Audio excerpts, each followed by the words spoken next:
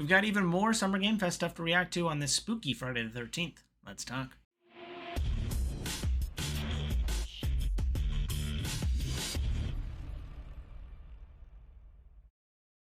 What up, viewers? What up, Calc Soups here, and today is Friday, June 13th, and that means it's time for a quick recap of the week in video game news. We talked a little bit about the Summer Jeff Keighley's last week, and we talked about all the games coming out of the main showcase, but there were several other showcases that weekend, including Day of the Devs, which showed up right after Jeff Keighley's main, portion of Summer Game Fest, kickoff to Summer Game Fest. And there's some pretty cool games that were announced in that. The first of which was Mixtape, which looks like a music-based coming-of-age tale. It's made by Annapurna, so it's got that same kind of like, Life is Strange-esque vibe, which isn't Annapurna, but don't quote me on that. But yeah, it's got that kind of cool vibe, and it's something that I'm very interested in. There was also Sword of the Sea, which I believe is made by the same dev who made Journey, but their most previous games were Abzu and The Pathless, and the fact that this is like Journey, it's got the dunes and like the big open area, but you run around the desert on a sword, which is also like the size of a surfboard. So yeah, it's got all those kind of vibes in there as well. There's kind of a reverse tomb raiding game where you're actually like raiding museums to return artifacts to their culture, called Relooted, which looked pretty cool. And then another game that caught my eye was Blighted. It's a top-down action game in the same vein as it kind of gave me like Hades vibes.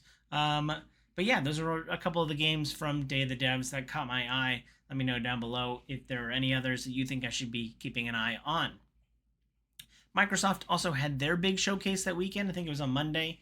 And they announced a lot of sequels. The first of which was Outer Wilds 2, which has an official release date of October 29th. It's so funny how publishers are, now that GTA has been pushed out of the year, pretty trigger happy on putting out their release dates. I'm excited for Outer Wilds 2. I have seen some reactions to the $80 price point, which is apparently being enforced by Microsoft and maybe not by the devs. I will probably pick it up on Game Pass if it's day and date on Game Pass. So that's where I'll be playing it if I do end up picking up Outer Wilds. But I did enjoy the first one. I also played it on Game Pass, so got my money's worth out of that one. They also announced a sequel to their Honey, I Shrunk the Kids game called Grounded. They've got a second Grounded coming out.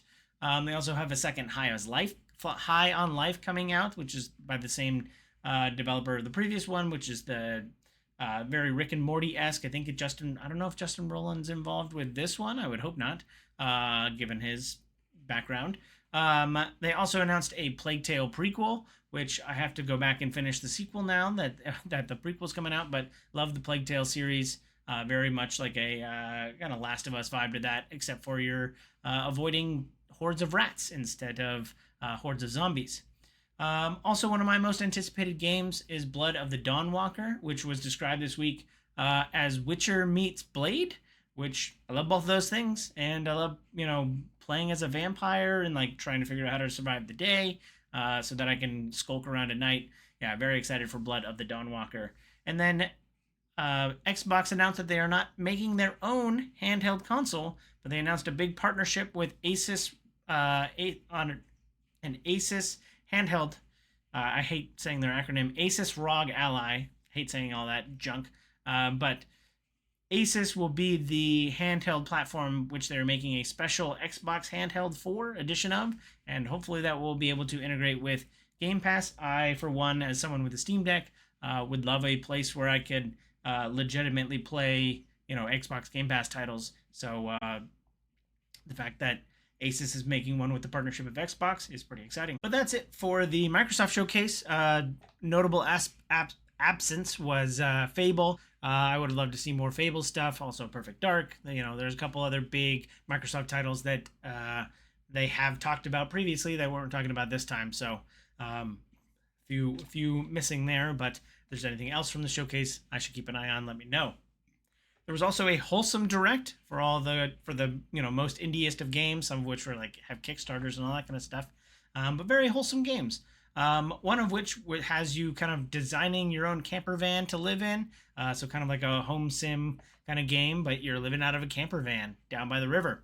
And yeah, it looked pretty cute and fun. There was like a smorgasbord of games, so I'll only be covering like a handful here. One that looked like the spiritual successor to Power Wash Simulator, except for it's called Leaf Blower Co. And you go around blowing leaves off your lawn. And yeah, that definitely feels like something I would want to do. As someone who would love to maintain their own lawn, let me do it virtually. So looking forward to Leaf Blower Co. Also, another Let's Build a type game. This one is more fantasy oriented, as it's Let's Build a Dungeon, and it's a top down dungeon, management sim. And yeah, I always love kind of any kind of management sims are usually pretty cool. So looking forward to Let's Build a Dungeon. There were a lot of games in the Wholesome Direct. I just had a handful there, but which I definitely probably missed some. So feel free to yell at me on the socials or down below. The SAG-AFTRA strike against the video game companies has ended as of this week. There was probably a lot of concessions, but the biggest one that I know that they're talking about is protections from AI. One of the big portion of that is not being able to use AI to duplicate voice actors' voices. So yeah, this has been going on for almost a year now. I think it was like 11 months. And yeah, the SAG-AFTRA strike on the video game companies has ended. So hopefully we'll start getting VO in our video games back sometime soon. So glad to see that voice actors have been protected against AI, which was not necessarily part of the SAG-AFTRA against Hollywood stuff that happened 2 years ago. Jeez, so long ago. Sony is assuring everybody, including themselves, that despite the colossal failure of Concord, Marathon, they still believe in, and that live service games are not going anywhere, and they still believe in live service games, even though I think that has become like a 4-letter radioactive term in the games industry. But they still believe in Marathon, and good on them. Keep backing Bungie. They paid a lot of billions of dollars for them, so hopefully Marathon puts out. But and they're assuring everybody, their stockholders and themselves, that Marathon is not Concord. And I tend to believe them. Concord was definitely an outlier as far as failures go, but yeah, and I've known that there are some negative opinions out there on Marathon. I haven't personally gotten hands on yet, so I'm waiting to hold my opinion until I do that. The GameStop CEO had a conversation this week talking about how games, even though it's in the title of their company, GameStop, their focus is not on games as in video games as as their future. One of the big thing that they talked about was Bitcoin, which, oh my God, what are we talking about here?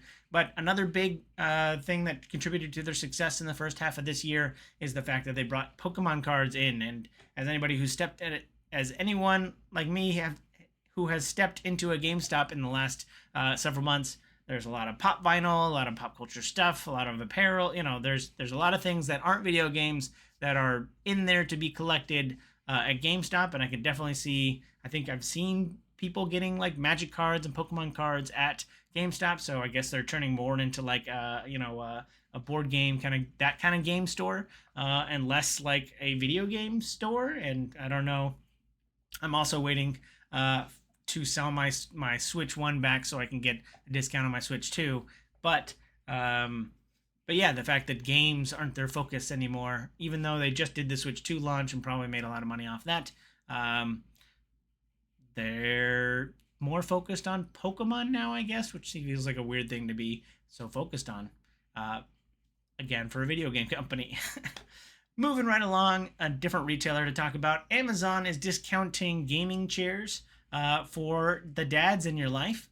So as part of a Father's Day promotion, they are discounting a bunch of gamer chairs, some of which look like strange bananas, and others that just look like pretty cool gaming chairs. As a dad who has a gaming chair that is quite old and run down, I could definitely use a discounted gaming chair this weekend. So, gotta few $100 lying around and want to get me a new gamer chair, let me know. Cool game that came out this year that that came out this week that I'm actually pretty excited for. I didn't know that video games were launching so close to Summer Games Fest, but I've been excited for this one. It's called The Alters, and it has you playing a sci-fi base building kind of management game, except for every character in the game is an alternate or a clone of the same one character. So it's going to be weird how those kind of systems interact, but you're trying to survive out in space, except for you have to survive with several copies of yourself. It's currently got an 84 Metacritic. A lot of people are saying, it's got really good systems. It's atmospheric. Yeah, it's in one of the reviews I said it's hard to believe this isn't AAA. Yeah, it's made by 11-Bit Studios, the company that made this War of Mine and the Frostpunk games. So they've got a really good pedigree. I'm looking forward to this, and after seeing the reviews, I'm hoping to pick it up sometime soon. Last but not least, this week, Konami announced that after the success of Silent Hill 2 remake, they will be partnering up again with Bloober Team to make a Silent Hill 1 remake. So look for that sometime in the future. I like Bloober Team. I like what they do, and I know that the Silent Hill 2 remake made a lot of money for them. So excited to see that they will be working on a Silent Hill 1 remake. And now I will I'll wait for that one to come out, play Silent Hill 1, and then play Silent Hill 2, like God intended. Anyway, that's it for this week. If you feel I forgot anything, leave a comment down below. And as always, thanks for watching. I hope you enjoy this content. If you do, please follow, like, and subscribe to me on YouTube and Twitch so you can see more great content like this. I'll have links down below in the description. Thanks again. I hope you have a super day. I hope you have a super weekend. And I hope you have a super day. Bye!